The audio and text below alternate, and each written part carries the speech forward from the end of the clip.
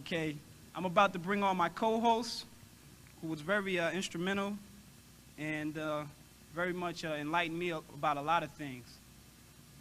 He's become a close friend to me and like a brother. Brother Tariq P. Alexander.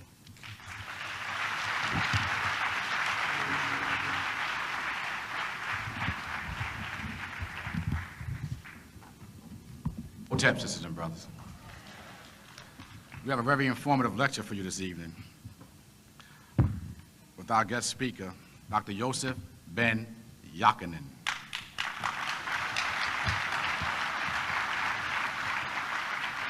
Dr. Ben will be lecturing on Africa and Western civilization. For those of you who are familiar with Dr. Ben, you won't be surprised at what he has to say. For those of you who are not familiar with Dr. Ben, I ask that you listen very closely and critique his message and not the messenger. After Dr. Ben lectures, we're going to have about a 35-minute question and answer period. During this question and answer period, I'll ask that you line up behind a microphone here in a single file and that you limit yourself to one question per person. We don't want to wear out our elder. Before I give you the bio on Dr. Ben, I must take this time to introduce some people who've been very instrumental to me in helping me put this program together. They're not members of the police department, but they were very inspiring nonetheless. So when I call your name, please stand, and would you please help me by acknowledging them? Mr. Vance Hinton.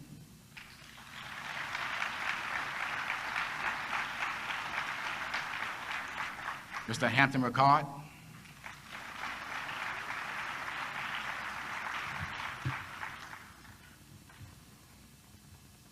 And this sister, I have to mention her name. This wouldn't be going on if it wasn't for her. The sister's name is Lorraine Corelli.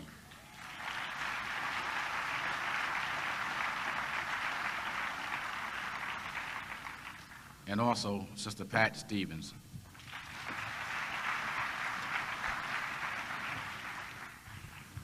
I have one more person that I want to acknowledge, and I'm going to ask her to stand. I'm saving it up for last, but by no means is she the least. She's inspired me all through my life. For I owe her everything, for she bared me life. Would you please help me acknowledge my mother, Miss Amy Alexander.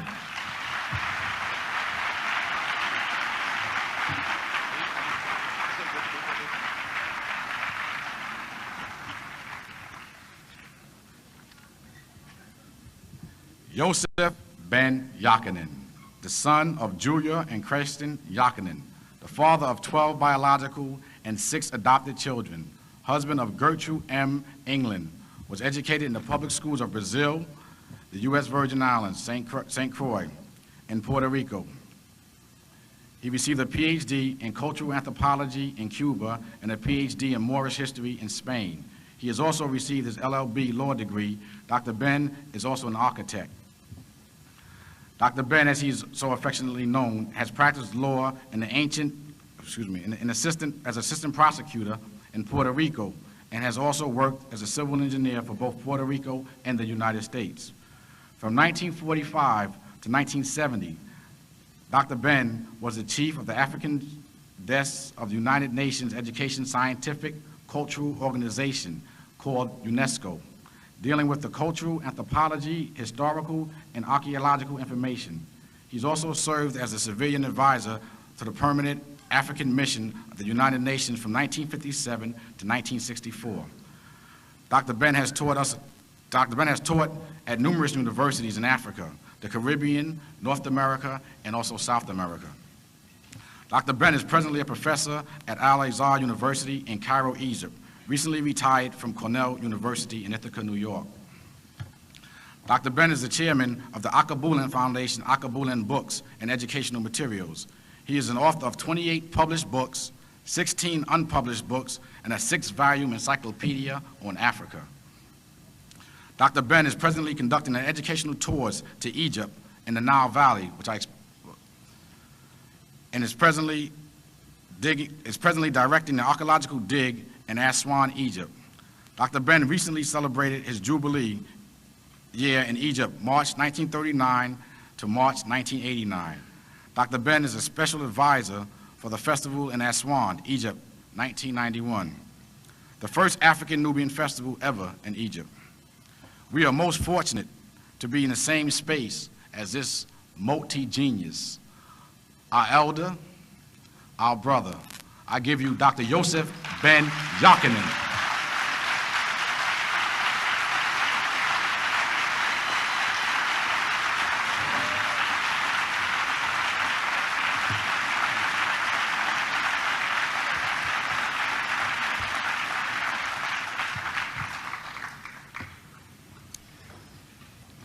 Good evening, my brothers and sisters.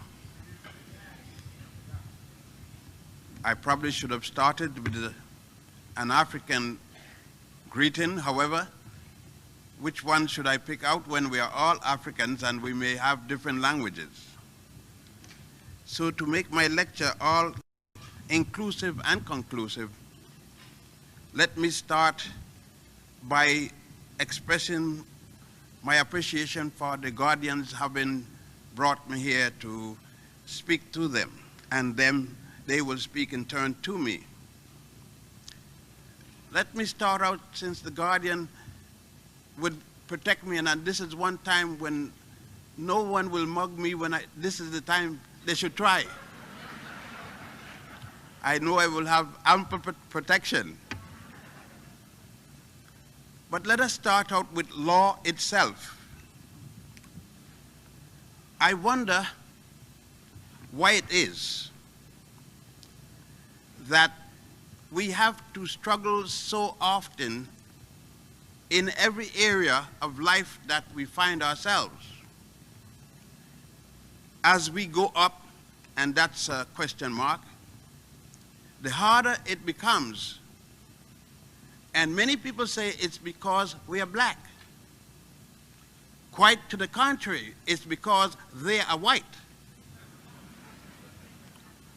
I remember someone told me, as a matter of fact, they asked me, where was I during the blackout? And I said, no place.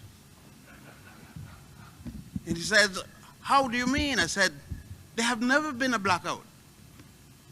And then they tried to tell me what time in New York they had a blackout. And I said, no, they had a light out.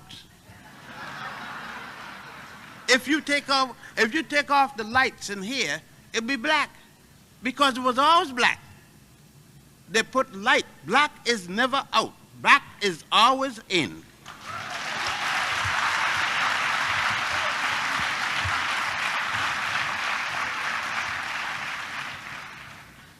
And so we start to talk about law. But let's talk about law. This is the best place to start with the guardians. From whom do we get the law? Did we get it from someone named Moses? Not at all. That is a Jewish story, allegory. Has nothing at all to do with truth. Now that caused a lot of you problems. Because when we're talking about Moses and the 10 Commandments, where is he getting these 10 Commandments? In a place called Egypt, and the last time I looked at Egypt, and that was last Friday, it was still in Africa.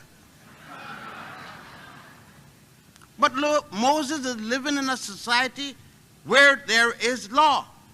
In Egypt, there was a system of law when Moses allegedly was born around the 18th dynasty. He was born after Akhenaten had already died. There is a set of laws they call the admonitions to Goddess Ma'at, or the negative confessions, out of which Moses adopted 10 out of 42, leaving 32 more. There is a law that Moses himself is charged with, killing, murder, killing the soldier of the Pharaoh. Of course, they don't give us the name of the Pharaoh, but based upon the time period that they're talking, it must have been Ramesses II, or his father Setai I, or at worst, his son Asakana.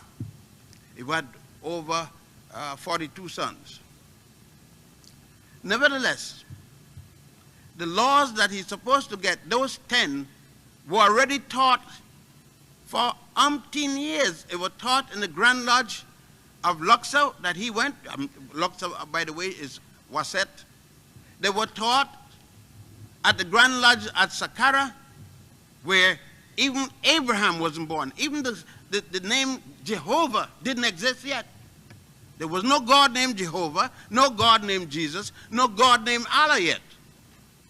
When the Africans along the Nile, and in particular at the Grand Lodge of Saqqara, was teaching the concept of law and order.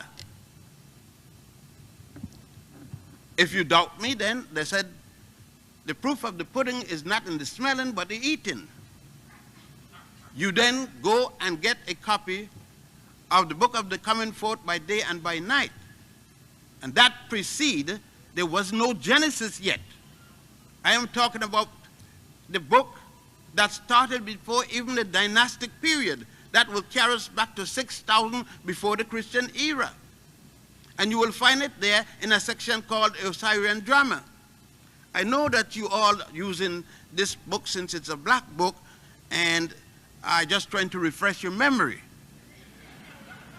I know that you prefer another book called the Old Testament or the book of Genesis, but before God made the world, I'm talking about when we were making the world. See, since the God that you're dealing with is Michelangelo's cousin,